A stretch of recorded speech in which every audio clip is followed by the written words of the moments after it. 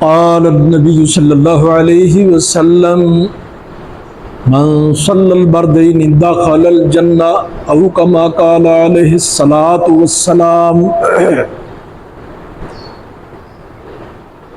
احادیث پاک کا مفہوم ہے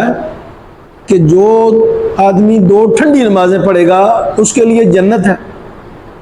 مراد یہ ہے کہ فجر کی نماز اور عصر کی نماز، اب ان کا خاص طور پر ذکر کیوں کیا ہے کہ فجر کی نماز میں آدمی سویا ہوا ہوتا ہے اور اس کے اوپر سستی غالب ہوتی ہے، اور عصر کے وقت لوگوں کی کاروبار سمیٹنے کا وقت ہوتا ہے، اپنے اپنے مصروفیات میں ہوتے ہیں، تو ان کو خاص طور پر اس لیے ذکر کیا گیا ہے تاکہ جو آدمی ان کا اہتمام کرے گا وہ ظہر مغرب عشاء کی بدرجہ اولا کرے گا، چونکہ یہ زیادہ مصروف وقت ہے، اس لیے ان کو ذکر کیا ہے کہ من صلی البردین دخل الجنہ،